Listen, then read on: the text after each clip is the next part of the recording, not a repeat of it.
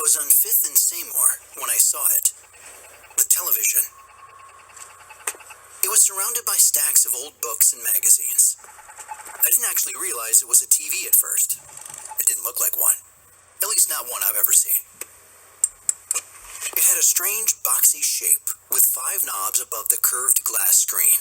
The numbers and letters around the knobs were scratched and fading, making them look more like an alien language than anything I could understand. But it was the strange bunny ear antenna on top that truly caught my eye, blooming in a twisted metallic bouquet of tight wires. Looking for a power cord, I marveled at its craftsmanship. Sleek, polished metal without a single sharp angle, appearing molded as one piece rather than assembled. The glass was smooth and without a scratch. It gave off a subtle green glimmer in the sunlight. Truly a work of art. A collector's item for sure. I located the cord tucked behind. It had an odd adapter on the end, so it could be plugged into an American outlet. As I heaved the thing into my trunk, I couldn't help but notice it was lighter than the old tube sets that I remembered from my childhood. I figured the guts of it were probably ripped out. But hey, maybe I could still use it as a killer-looking fish tank. Hey, stop! You can't take that! Yelled a small man in an ill-fitting suit, running across the street dodging cars. I closed my trunk. Is it yours? He caught up to me and doubled over with deep wheezing gasps. Hey, listen, man, it was on the street for pickup, fair and square. He looked up at me, and my skin began to crawl. His face had a strange loose sag to it, like his flesh wasn't quite connected to the muscle. His eyes were set deep, each like a small white stone at the bottom of a well. It doesn't belong to you! Yeah, well, it does now. As I turned to get into my car, I felt his bony fingers grab my shoulder, trying to stop me from leaving. I spun around and grabbed his wrist. The skin felt loose and twisted like a sleeve over bone. I let go, recoiling in disgust. Bro, touch me again and I'll lay you out. Get out of here. He chuckled, backing away. The gross old man looked desperate to keep me there, as his eyes darted from side to side, looking for someone else to help him. I wasn't waiting around, so I hopped into the car and drove off, watching him get smaller and smaller in the rearview mirror.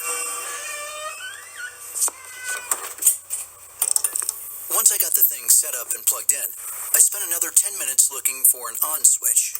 It turned out, you just needed to pull the center knob. I played with a strange antenna for a while until I started to see a picture. The screen gave everything an odd green tint, but was otherwise clear. I turned the 2 left knobs, which didn't actually change the channels, but it did change the camera angle. The show was this young couple arguing, kinda like a soap opera, but felt real, somehow. He was mad that she nagged at him about cleaning up, and she was mad that she had to nag. The scene went on for 5 minutes of this generic couple on the brink of breakup dialogue before I got bored. I used the 2 right knobs to change the channel. Again, another mundane show. A man was asleep in a hospital bed. I held out for 10 minutes of his beeping heart monitor before turning the channel again. The next show came in through light static, so I used the center knob to clear it up. But no matter how I turned it, I couldn't quite get it right. The 2 anchors looked off. Neither had much hair, and what they did was wisps of white, sprouting in odd patches.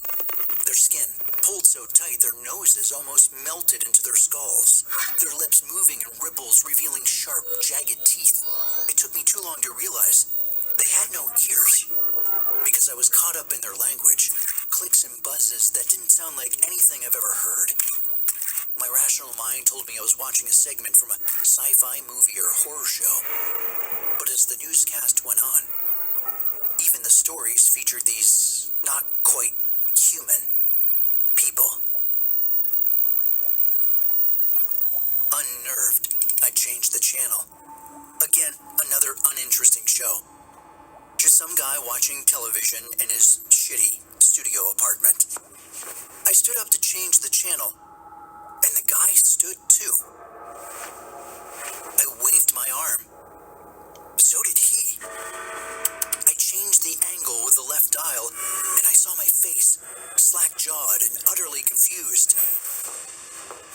3 consecutive knocks hammered at my door. Matthew, I can explain. You just need to come outside. Said in the eerily familiar voice.